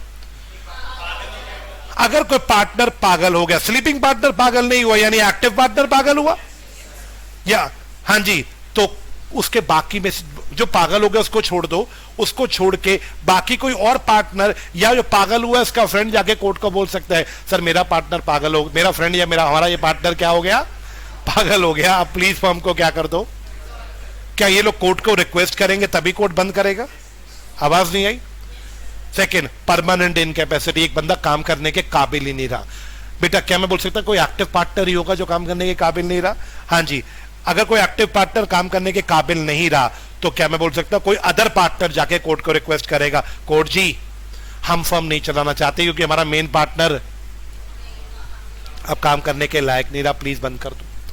नेक्स्ट सवाल, बदतमीजी, मिसकंडक्ट। यदि किसी पार्टनर ने कोई मिसकंडक्ट कर दिया जिससे फर्म का बिजनेस अफेक्ट हो गया तो रिक्वेस्ट कर दो कोर्ट में, कोर्ट डिसॉल्व कर दो। मिसकंडक्ट, कौन रिक्वेस्ट करेगा डिसॉल्व करने के लिए? जिसने मिसकंडक्ट करा या बाकी पार्टनर? कुछ ऐसा मिसकंडक्ट कर दिया कमन फास्ट जिससे फर्म का बिजनेस क्या हो गया बेटा बता? इफेक्ट हो गया, likely to affect prejudicially carrying on the business. कोई ऐसा बिजनेस बताना जिसमें कुछ ऐसा बोल दिया कि अब वो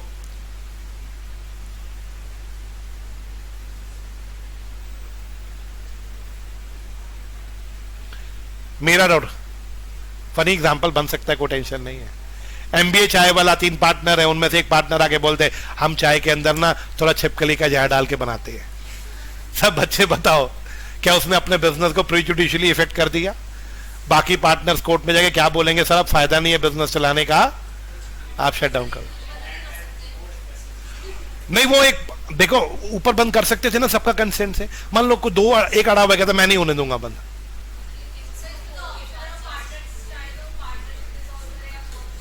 वो तो उनके ऊपर है ना। बट अगर बिजनेस ही पूरा तबाह हो गया तो अब तो फायदा ही नहीं है चलाने का। हाँ जी, क्या मैं बोल सकता हूं? ये वाली बात क्लियर है? अगला word persistent breach of agreement. Persistent मतलब लगातार ब्रीच कर रहे हैं। एग्जाम्पल देखो ब्रीच के, एम्बेसलमेंट करता है, हेरा फेरी करता है पैसे की, हाँ जी, गलत अकाउंट्स बनाता है, कैश जितना अलाउ किया उससे ज्यादा जेब में लेके घूमता है, या फिर हमने कहा हमें हिसाब किताब दिखा, नहीं दिखा रहा। एक पार्टनर इन चारों में से कोई एक बदतमीजी कर रहा है, क्या बाकी पार्टनर कोर्ट में रिक्वेस्ट कर सकते हैं सर ये बंदा हेरा फेरी पे उतर आया है, प्लीज फर्म को बंद कर दो? क्या बात क्लियर? मेरा चौथा पॉइंट समझ आया? Transfer of interest. सब बच्चे बताओ, किसी पार्टनर ने P1 P2 P3 में, कल की क्लास याद करो, P3 ने अपना इंटरेस्ट Z को बेच दिया या गिरवी रख दिया, क्या P1 P2 कोर्ट में जाके बोल सकते हैं सर इसने हमसे बिना पूछे गिरवी रखा है, आप प्लीज फर्म को डिसॉल्व कर दो? हाँ जी। नेक्स्ट सवाल कमन फास्ट। अगर फर्म रेगुलर लॉसेस में है, P1 P2 P3 में P1 कहता है कोई नहीं लॉस होने दो यार, लॉस चलता है यार, P1 P2 कहना साला मरवाएगा, P2 P3 कोर्ट में जाके रिक्वेस्ट कर सकते हैं सर ये पागल हो गया आप ही फर्म को। इन सब में एक बात ऑब्जर्व करी, सबका कंसेंट नहीं है। कंसेंट होता तो 40 ना लगा लेते। क्या बात समझ आया? मेरा डाउट, बार बार आप एक बात देखना, instance of any other partner, इसका क्या मतलब है लाइन का? कोई और पार्टनर जा रहे हैं कोर्ट में, वो बावला नहीं जा रहा, बावले के अलावा कोई डिलीजेंट पार्टनर जा रहा है। क्या बात क्लियर? ये 7-6 के बाद 7वां कारण एक बैलेंसिंग फिगर है।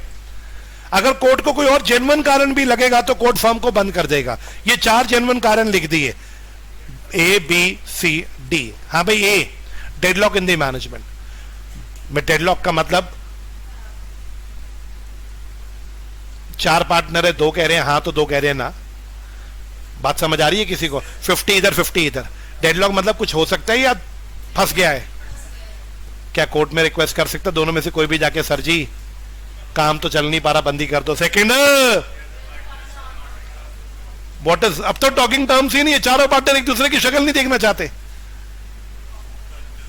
Third reason loss of substratum मतलब मेन पर्पस।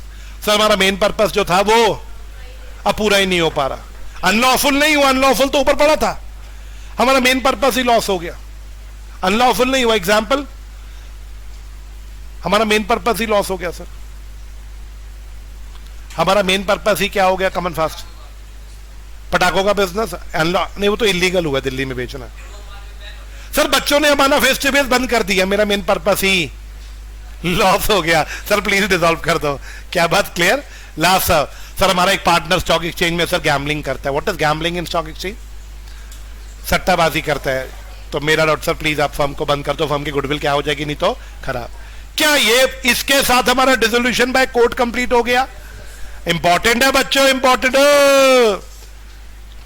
मेरा डाउट बोलो बच्चों, क्या मेरी इतनी सी बात क्लियर? हाँ जी, मेरा डाउट। हाँ बच्चे, अब हमारा जो टॉपिक है वो 45 ऑनवर्ड से, liability for acts of the firm done after dissolution, sorry liability for acts of partners done after dissolution 45। Yes बच्चों, ये हमने करा हुआ है, जो वही चीज है। मेरा डाउट, सब बच्चे बोर्ड पे देख के बताना। यस, डिसोल्यूशन के बाद जो बात हमने ऊपर डिस्कस करी थी सेम बात दोबारा आ गई है। हाँ जी,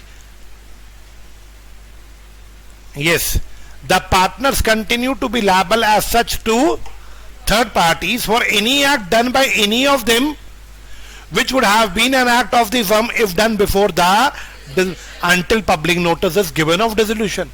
मतलब समझिए, आज इन्होंने 2 मई को डेथ वाला केस लेता था ना अभी तक में, अब मैंने कौन सा केस ले लिया बताओ? इन्होंने आपस में मिलकर फर्म डिसॉल्व कर लिया, लेकिन पब्लिक नोटिस नहीं दिया डिसोल्यूशन का, दुनिया को नहीं बताया कि हमारा फर्म क्या हो गया। दोस्तों बताओ, अब 3 पार्टनर है, P1 P2 P3। हमेशा ऐसा होता था, बैंक से लोन लेने P3 जाता था, डिसोल्यूशन के 2 दिन बाद 2 तारीख को डिसोल्यूशन हुआ, 4 मई को P3 फिर बैंक पहुंच गया, बैंक लोन दे दो हमारे फर्म के लिए। P3 ने बैंक को बेवकूफ बना के बैंक से लोन ले लिया, बैंक को नहीं पता फर्म डिसॉल्व हो चुका है। दोस्तों बताओ, इस लोन के लिए P3 लायबल या P1 P2 भी लायबल है? यानी डिसोल्यूशन के बाद भी अगर कोई लायबिलिटी अराइज होगी उसके लिए भी सारे पार्टनर्स लायबल हैं, क्योंकि इन्होंने क्या नहीं दिया? पब्लिक नोटिस नहीं दिया। हाँ जी, लेकिन दोस्तों कुछ पार्टनर्स लायबल नहीं होंगे, पब्लिक नोटिस नहीं भी दिया होगा ना तो भी 3 लोग लायबल नहीं होंगे। पहला, जो पार्टनर मर गया वो लायबल नहीं होगा, जो पार्टनर वो लायबल नहीं होगा, और जो स्लीपिंग पार्टनर है वो लायबल। कोई बच्चा बता क्या इन तीनों के लिए मैंने बोला था public notice not required in तीनों के लिए? पढ़िए, however there are exception to the rule that even where notice of dissolution has, there will be no liability for subsequent act। का क्या मतलब हुआ? डिसोल्यूशन के बाद के एक्ट के लिए ये 3 लोग लायबल नहीं हो सकते। कौन कौन? जो मर गया उसका प्रॉपर्टी, जो इंसॉल्वेंट हो गया, और जो।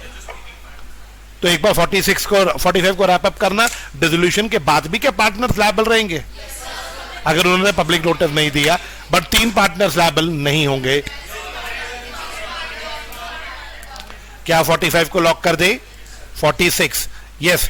Rights of partner to have business bound up after dissolution. बेटा डिसोल्यूशन का मतलब तय कर लिया कि फर्म शट डाउन करना है, अब शट डाउन करेंगे। वाइंड अप का मतलब होता है एसेट्स बेचने और उससे क्या पे ऑफ करना, बताओ? पार्टनर्स ने डिसाइड किया फर्म डिसॉल्व करना है, डिसीजन पास, उसके बाद घर बैठ के सारे अपने अपने, अब डिसॉल्व करना है तो एसेट बेचो और क्या पे करो। कोई नहीं सोच रहा। क्या एक किसी P1 ने फोन किया P2 और P3 को और क्या बोला? अरे भाई डिसोल्यूशन तो तय कर लिया, चलो अब मिलके वाइंड अप करो। वाइंड अप मतलब बेचो एसेट्स, आओ। क्या कोई पार्टनर का यह अधिकार होता है? पढ़िए, on the dissolution of every partner, अगर पार्टनर जिंदा है और मर गया तो उसके, क्या वो बाकी पार्टनर्स को जाके बोल सकते हैं कि प्रॉपर्टी बेचो और उसको बेच के फर्म की क्या पे करो? दोस्तों बताओ। और उसके बाद जो सरप्लस बचे वो पार्टनर्स और रिप्रेजेंटेटिव्स में उनके अधिकार के हिसाब से बांट दो। क्या बोलना चाह रहा है सेक्शन सिर्फ इतना बोलना चाह रहा है, अगर डिसॉल्व कर रहे हो तो वाउंड अप भी करो। डिसोल्यूशन का मतलब बंद करना, बंद अप करने के बाद एसेट बेचो और उसके बाद लायबिलिटी पे करो, और जो फिर बचे वो सरप्लस पार्टनर्स में बांट दो। अगर कोई पार्टनर्स ऐसा नहीं कर रहे तो क्या कोई एक शरीफ पार्टनर बाकी पार्टनर को इसके लिए कंपेल कर सकते हैं? राइट है, राइट ऑफ पार्टनर का राइट है, वो बाकियों को डांट लगा सकते हैं कि भाई चलो भाई ये काम करें यार, अपने अपने घर चले, वेले थोड़े ना बैठे। क्या बात क्लियर? मैं वाइंड अप कर रहा हूं। सेक्शन कौन सा बताओ? 46। अब आया 47। Now what is 47 says? Continuing authority of partner for the purpose of winding up. मेरा doubt, after the dissolution of the firm the authority of each partner to bind the firm. Bind the firm क्या होता है? Firm को liable बनाना। और partners की जो rights. अच्छा मेरा एक क्वेश्चन है, फर्म डिसॉल्व हो गया, पब्लिक नोटिस दे दिया, अब बताओ क्या डिसोल्यूशन के बाद पार्टनर्स लायबल होंगे एक दूसरे के काम के लिए? या डिसोल्यूशन हो गया, पब्लिक नोटिस दे दिया, अब कोई किसी के लिए लायबल नहीं होगा? रूल क्या है? डिसोल्यूशन हो गया, पब्लिक नोटिस दे दिया, अब कोई किसी के काम के लिए लायबल। लेकिन लॉ कह रहा है डिसोल्यूशन हो गया है ना, उसके बाद पब्लिक नोटिस भी दे दिया, कोई दिक्कत नहीं है, कुछ चीजों के लिए अभी भी पार्टनर्स लायबल रहेंगे। किसके लिए बताओ? क्या मैं बोल सकता हूं जो भी वाइंडिंग अप के काम होंगे उसके लिए पार्टनर्स लायबल होंगे? व्हाट इज वाइंडिंग अप के काम? सब बच्चे बताओ। वाइंडिंग अप के लिए सीए को हायर करना पड़ेगा, जो एसेट बेच के रिपोर्ट तैयार करेगा, लायबिलिटीज पे करेगा। उस सीए को हायर करना, उसे पैसे देना, कॉमन फास्ट सारे मिलके पार्टनर्स पे करेंगे। और अगर फर्म का कोई प्रोजेक्ट अभी अनफिनिश था, common fast. What is unfinished? Builder business था, इनका बिल्डर था, एक बिल्डिंग अभी इनकम्प्लीट थी, कॉमन फास्ट। क्या उसको कंप्लीट करने के लिए अभी भी पार्टनर्स होंगे? उस पर जो खर्चा आएगा ये सारे मिलके बेयर करेंगे। तो वैसा रूल क्या है फिर से बताओ? डिसोल्यूशन के बाद अगर इन्होंने पब्लिक नोटिस दे दिया, इनका रिश्ता नाता खत्म, लेकिन 2 चीजों के लिए इनका अभी भी कनेक्शन रहेगा, कॉमन फास्ट वाइंडिंग अप का काम करना है या कोई पेंडिंग काम कंप्लीट करना है, उसके लिए आज भी एक दूसरे के पार्टनर कहलाएंगे। बोलो बच्चों, आया 47 समझ आ गया? शैली कुछ डाउट?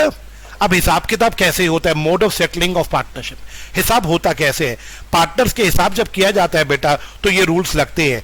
हाँ जी, in settling the accounts of firm the after dissolution following rules shall, फिर से आ गया, subject to agreement between partner. इसका क्या मतलब हुआ? अगर पार्टनर को ये सेक्शन पसंद ना आए क्या इसको भी चेंज कर सकते हैं वो? हाँ जी, बताइए जी क्या रूल है, जरा बताइए। सबसे पहला रूल, सबसे पहले लॉसेस, हाँ जी, including deficiency of capital shall be paid out of profits. कोई बच्चा बताएगा प्रॉफिट्स में से पहले क्या दिए जाएंगे? इसका मतलब लॉसेस को पहले कहां से राइट ऑफ किया जाएगा? प्रॉफिट से राइट ऑफ किया जाएगा बच्चा का। लेकिन अगर प्रॉफिट्स कम हुए तो उसके बाद कहां से राइट ऑफ किया जाएगा? नेक्स्ट आउट ऑफ कैपिटल, यानी एसेट्स में से आप जो बोल रहे हैं आउट ऑफ कैपिटल। और अगर इसके बाद भी पूरा नहीं पड़ा, एसेट्स में से भी पूरा नहीं पड़ा, तो बताओ तो क्या पार्टनर्स अपने घर से लाके देंगे? किस रेशियो में लाके देंगे? जिस रेशियो में वो प्रॉफिट शेयर करते हैं। तो जल्दी बताओ लॉसेस को कैसे राइट ऑफ किया जाएगा? प्रॉफिट नहीं है तो कैपिटल में से, कैपिटल मतलब फर्म की प्रॉपर्टी में से, और वो भी नहीं बची हो तो पार्टनर अपने घर से लाएंगे। किस रेशियो में लाएंगे? अपन ने अकाउंट्स पढ़ा है, मुझे अकाउंट्स के एक रूल याद है, जब ये loss sharing ratio can be different from profit sharing ratio. हो सकती है, हो सकती है, क्योंकि ऊपर लिखा था subject to agreement between partner. Partner क्या ऐसा बोल सकते हैं कि लॉस हम उस रेशियो में नहीं लाएंगे जिस रेशियो में प्रॉफिट लेके जाते थे? क्या बात क्लियर? अच्छा, फर्म के जब एसेट्स बिकेंगे बेटा तो उन एसेट्स को बेच के उसका क्या किया जाएगा? एसेट्स को बेच के सबसे पहले क्या फर्म की लायबिलिटीज चुकाई जाएंगी? आवाज नहीं आई? हाँ जी, in paying to each partner rateable what is due to him from capital. सबसे पहले फर्म के क्या चुकाई जाएंगी? लायबिलिटीज। उसके बाद पार्टनर्स का क्या चुकाया जाएगा दोस्तों बताओ? कैपिटल। अब आगे बताना, in paying to each partner which is due to him on account of capital. Capital के आधार पे क्या उसको इंटरेस्ट ऑन कैपिटल भी मिलेगा? बताओ। उसके बाद जो बचेगा दोस्तों बताओ, क्या वो सारा पार्टनर्स के बीच में प्रॉफिट शेयरिंग रेशियो में बांट दिया जाएगा? तो आई रिपीट, एसेट बेच के पहले क्या पार्टनर्स का चुकाएंगे या पहले लायबिलिटीज चुकाएंगे? उसके बाद पार्टनर्स का कैपिटल चुकाएंगे कॉमन फास्ट। उसके बाद उससे रिलेटेड जो भी कैपिटल से रिलेटेड इंटरेस्ट होता है वो चुकाएंगे। उसके बाद भी पैसा बच गया तो पीएसआर रेशियो में पार्टनर्स में बांट दिया जाए। कुछ आया याद? 48? आवाज नहीं आई? 48 के बाद 49 यार, ये तो बड़ी जल्दी निपट गया यार अमन, ये तो निपट गया बिल्कुल। मुश्किल से 10 मिनट की बात और है, करे मैं इसमें हैप्पी, शुक्र है। हाँ जी, मैं रिक्वेस्ट करूंगा प्लीज कल के दिन में पार्टनरशिप खत्म कर दो। कल सोगा की रिवीजन रात को कराऊंगा, सोगा नहीं सॉरी किसकी, कंपनी की, रात को कराऊंगा। कल का पूरा दिन तो मैं दे रहा हूं, कल मैथ्स की क्लास भी है, कल मैथ्स की क्लास भी है। अपना टाइम टेबल बनाओ कि कल पार्टनरशिप खत्म कर। कल क्या डे है? वेडनेसडे। कल पार्टनरशिप खत्म करो। कल रात को रिवीजन रोक देते हैं, पार्टनरशिप का टेस्ट ले ले तो लाइव, ये बेटर होगा। रिवीजन रोक के क्या ले लेता हूं, जूम पे सारे आ जाओ, मैं क्वेश्चन दूंगा, मैं सामने पे मैं बैठा रहूंगा। सबको कैमरा वेल ड्रेस होना प्लीज, कैमराज ऑन होने चाहिए। टेस्ट के टाइम पे प्लीज कैमराज ऑन रखना। क्या बात क्लियर? हम टेस्ट दे देते हैं सब पार्टनरशिप। जो नहीं आएगा मैं कुछ नहीं कहूंगा उसको, मैं कुछ नहीं कहूंगा, बस सिंपल सी बात है, जो नहीं आएगा वो किसी रिवीजन सेशन में अलाउड नहीं होगा। गलत बोला मैंने? ठीक बोला? आवाज नहीं आई? चलो कल रिवीजन रोक के कल क्या ले लेते हैं? टेस्ट। परसों से रिवीजन चालू कर देंगे। क्या क्लियर? 2 वीक्स में सैटरडे ले लेंगे ना, क्या टेंशन, अब तो घर से लेनी है। नहीं, आप टेस्ट तो दो, फिर मैं बताऊंगा सोल्यूशन, आपके सामने शेयर करूंगा कि ये आपने लिखा है, आपको मार्क्स मिलेंगे। बहस नहीं होगी, डिस्कशन जरूरी है।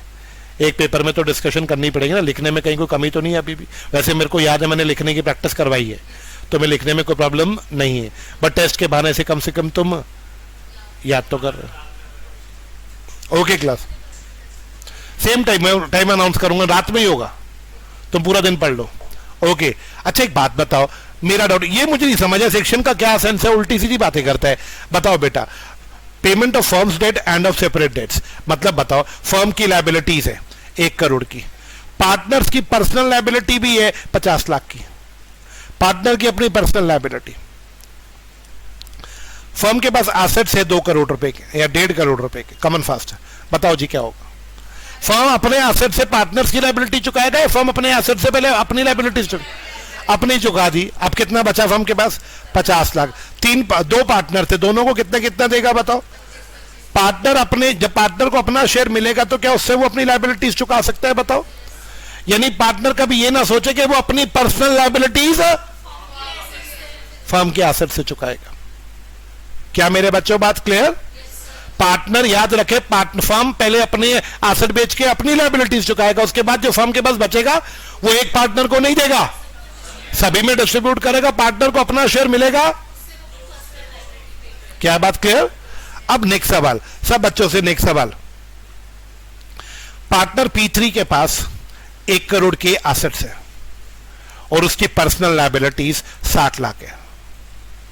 एसेट्स कितने? 1 करोड़ के, उसकी पर्सनल लायबिलिटीज। फर्म कह रहा है भाई P3 लॉसेज हैं, तेरे को अपने घर से 50 लाख लाना पड़ेगा, कॉमन फास्ट। फर्म को लॉसेज हो गए, फर्म की लायबिलिटी ज्यादा है, फर्म के एसेट्स है, तेरे को अपने घर से कितना लाना होगा P3? 50 लाख। सब बच्चे बताओ P3 के पास कितना है? 1 करोड़। क्या उससे पहले वो फर्म के लॉसेस बियर करेगा या पहले एक इंसान अपनी प्रॉपर्टी से अपनी लायबिलिटीज राइट ऑफ करेगा? पार्टनर्स पे लायबिलिटी अनलिमिटेड होती है, लेकिन पहले कौन से चुकाएंगे? यस, पहले वो अपने पर्सनल चुकाएगा, उसके बाद अब कितना बचेगा? क्या वो इसको लेके अपनी सारी फर्म की लायबिलिटीज पे करेगा? उसके पास कुछ नहीं बचेगा, यानी लायबिलिटी अनलिमिटेड। तो what is the moral of this story? कोई भी पार्टनर कभी अपनी प्रॉपर्टी से पहले फर्म की लायबिलिटीज नहीं चुकाएगा, ऐसे तो उसके अपने क्रेडिटर्स नाराज हो जाएंगे। क्या बात क्लियर? पहले वो क्या करेगा? Common fast. क्या मेरे बच्चों को बात क्लियर है? सब बच्चे एक बार पढ़ना मेरे लिए, कौन सा सेक्शन पढ़ रहे हैं? 49, जल्दी से पढ़ना। Coming back to the topic, yes class, हमारा ये वाला सेक्शन हो गया था बच्चे, पेमेंट ऑफ डेट समझा दिया मैंने आपको। Now coming to registration of firm. सब बच्चे बताओ, फर्म का रजिस्ट्रेशन कराना कंपलसरी है या ऑप्शनल है? लेकिन अगर रजिस्टर कराना है तो फर्म के रजिस्ट्रार के पास आपको जाना पड़ेगा। आपके एरिया में जो भी रजिस्ट्रार ऑफ फर्म बैठता है, कंपनी के रजिस्ट्रार के पास नहीं जाना। किसके रजिस्ट्रार के पास जाना है? रजिस्ट्रार ऑफ फर्म के पास जाना है। जिस एरिया में आप अपना ऑफिस खोलना चाहते हो, एक स्टेटमेंट लेके जाना जिसमें फर्म का नाम, उसका प्लेस, पार्टनर्स के नाम, किस दिन से पार्टनर्स ने ज्वाइन किया, पार्टनर्स का एड्रेस क्या है, फर्म की क्या ड्यूरेशन होगी, ये सब कुछ लिख के लेके जाना। इस स्टेटमेंट पे सारे पार्टनर्स के क्या होने चाहिए? साइन। यस, मेरा doubt, her partner, each person signing the statement, उसे वेरीफाई करना होगा, मतलब साइन करके आपको अपने डिटेल्स डालनी पड़ेंगे, आधार नंबर या पैन नंबर जो भी होगा। बेटा फर्म के नाम में ये वर्ड्स नहीं होने चाहिए, crown, emperor, empire, imperial, king, queen, royal, ये वर्ड्स यूज नहीं करने। बेटा जब तक आपको देखो पढ़ लो वर्ड कौन कौन से हैं? क्राउन, एम्परर, एम्पायर, और कोई ऐसा वर्ड जिससे लोगों को लगे कि आपको गवर्नमेंट का क्या है बेटा बताओ? अप्रूवल। हाँ, एक्सेप्शन है, अगर स्टेट गवर्नमेंट आपको कंसेंट दे दे फिर आप ये वर्ड यूज कर सकते हो। बर्गर किंग क्या लिखता है अपने नाम में? बर्गर किंग किंग लिखता है। मेरा डाउट, क्या वो कंपनी पार्टनरशिप फर्म है? नहीं, वो एक प्राइवेट लिमिटेड है, वो ये नहीं है। ये रूल किसका पढ़ रहे हो? पार्टनरशिप फर्म का। क्या मेरे बच्चों क्लियर है? रजिस्ट्रेशन कराने के लिए रजिस्ट्रार के पास जाओगे, रजिस्ट्रार आपके डॉक्यूमेंट्स चेक करेगा, यदि उसको सही लगेंगे तो वो आपका नाम रिकॉर्ड कर लेगा अपने रजिस्टर ऑफ फर्म में और आपको रजिस्टर कर देगा तुरंत। क्या मेरे बच्चों को बात क्लियर? रजिस्टर कराना कंपलसरी है या ऑप्शनल है? फिर से बोलो। रजिस्टर कराने जाओगे वो रजिस्टर कर देगा, रजिस्टर, बात खत्म। बेटा लेट रजिस्ट्रेशन का पॉइंट कहां पे एप्लीकेबल है? मैंने बताया था क्लास में। कौन सा स्टेट है जो कहते हैं रजिस्टर कराना पड़ेगा नहीं तो फीस फाइन लगेगा? महाराष्ट्र। ये फाइन सिर्फ महाराष्ट्र के लिए है। मेरा डाउट, कितने दिनों में बोला था महाराष्ट्र में रजिस्टर कराना जरूरी है? जिस दिन फॉर्म रजिस्टर कितने दिनों में होना चाहिए महाराष्ट्र में? रूल लाइन पढ़ के बताना, क्या रूल बताया था? हाँ जी, महाराष्ट्र को अगर 1 साल था शायद, मैंने लिखवाया होगा, कुछ नॉलेज के लिए है नहीं, रोल रेलिवेंट नहीं है। अगर आपने 1 साल में नहीं रजिस्टर कराया तो हर साल का कितना पेनल्टी था? 100 रुपए। क्या बात क्लियर? ये पेनल्टी सिर्फ महाराष्ट्र के लिए एप्लीकेबल है, ओके। लेकिन ये सबसे बढ़िया सेक्शन है, अगर रजिस्टर नहीं कराया तो उसके क्या नुकसान होते हैं। पेनल्टी सिर्फ कहां लगती है? बाकी जगह पेनल्टी तो नहीं लगती, बट ये नुकसान हर जगह पे है। ये नुकसान एवरी पूरे इंडिया पे एप्लीकेबल है। पहला सवाल, अगर फर्म रजिस्टर नहीं होगा, मेरा डाउट बताओ जी, फर्म रजिस्टर नहीं होगा तो पहली प्रॉब्लम बताओ, किसी भी कोर्ट के अंदर, हाँ जी दोस्तों, फर्म या उसके पार्टनर थर्ड पार्टी पे केस नहीं कर पाएंगे। मैं शॉर्ट में बोल रहा हूं, क्या मैंने पहला पॉइंट मना किया? फर्म या उसके पार्टनर थर्ड पार्टी पे केस नहीं कर सकते, क्योंकि फर्म क्या नहीं है बच्चों? एक थर्ड पार्टी पैसे नहीं दे रही फर्म के, फर्म ने माल सप्लाई किया पर थर्ड पार्टी पैसे नहीं दे रही, फर्म केस करना चाहता थर्ड पार्टी पे नहीं कर सकता। पार्टनर कहते हैं हम केस कर देते हैं, थर्ड पार्टी पे नहीं कर सकते, क्योंकि फर्म क्या नहीं है? रजिस्टर्ड। द फर्म और any person on it's behalf can't bring a action against अगर थर्ड पार्टी ने कोई ब्रीच किया है, जब तक फर्म क्या नहीं है बच्चे बताओ? रजिस्टर्ड नहीं, तो थर्ड पार्टी पे केस नहीं कर सकते। सेकंड सवाल, फर्म रिलीफ भी नहीं मांग सकता सेट ऑफ का मतलब। अच्छा एक बात बताओ, हम थर्ड पार्टी पे केस नहीं कर सकते, उल्टा क्या थर्ड पार्टी को केस करना अलाउड होगा हमारे पे? हमारे क्रेडिटर के हमने पैसे नहीं दिए, क्या वो हमारे पे केस कर सकता है? हम अपने डेटर पे नहीं कर सकते, बट क्रेडिटर हमारे पे केस कर सकता है। हमारे क्रेडिटर ने हम पे केस किया, कहता जी मेरा 1 लाख नहीं दे रहे। जज साहब बोले दे, मैंने कहा सर मैंने क्रेडिटर का 1 लाख देना, इससे 10,000 लेना भी है, सेट ऑफ मार दो, मैं 90 दे दूं। जज कहता तेरा फर्म रजिस्टर्ड नहीं है, मैं सेट ऑफ, हाँ सेट ऑफ अगर 100 रुपए तक का है तो वो करा दूंगा। क्या बोला?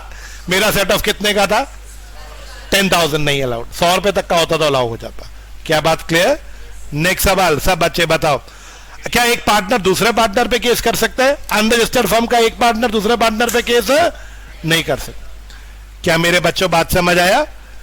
मेरा डाउट, सब बच्चे बताओ। पॉइंट नंबर 4, क्या थर्ड पार्टी को अलाउड होगा? वो स्यू कर सकती है फर्म को और उसके पार्टनर्स को? हाँ वो अलाउड है। फर्स्ट पॉइंट फिर से, फर्म या उसके पार्टनर थर्ड पार्टी पे केस है। सेकेंड सवाल, थर्ड सवाल, वेरी गुड। फोर्थ पॉइंट, लेकिन अब बताइए नॉन रजिस्ट्रेशन इन चीजों को तंग नहीं करेगी, ये काम अलाउड है। पहला, थर्ड पार्टी के फर्म पे केस कर सकती है। क्या पार्टनर्स एक दूसरे को डिसोल्यूशन के लिए केस कर सकते हैं? डिसोल्यूशन के लिए भी अलाउड है और हिसाब किताब सेटल करने के लिए भी अलाउड है, एसेट बेचने के लिए भी अलाउड है। इन तीन केस चीजों के लिए एक पार्टनर दूसरे पार्टनर पे केस कर सकता है। दोबारा बताना क्या तीन चीजें? पहला काम डिसोल्यूशन, हिसाब किताब सेटलमेंट, एसेट बेचना। थर्ड सवाल, क्या ऑफिशियल असाइनी या रिसीवर जो कोर्ट से आता है वो जब इंसॉल्वेंट पार्टनर की प्रॉपर्टी रिलीज करना चाहता है क्या कर सकता है?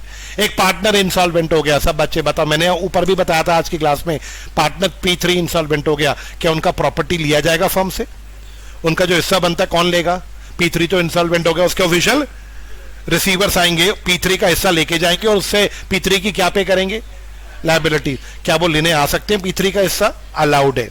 हाँ जी, मेरा अगर आपका सेट ऑफ 100 रुपए तक का है तो क्या वो अलाउड है? आवाज नहीं आई?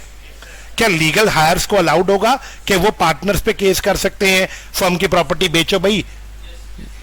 ये तो हमने ऊपर भी पढ़ा था, जब एक पार्टनर दूसरे पार्टनर को कह सकता है डिसोल्यूशन करो, क्या लीगल हायर भी बाकी पार्टनर्स को कह सकते हैं कि आप प्रॉपर्टीज बेच क्यों नहीं रहे डिसोल्यूशन पे?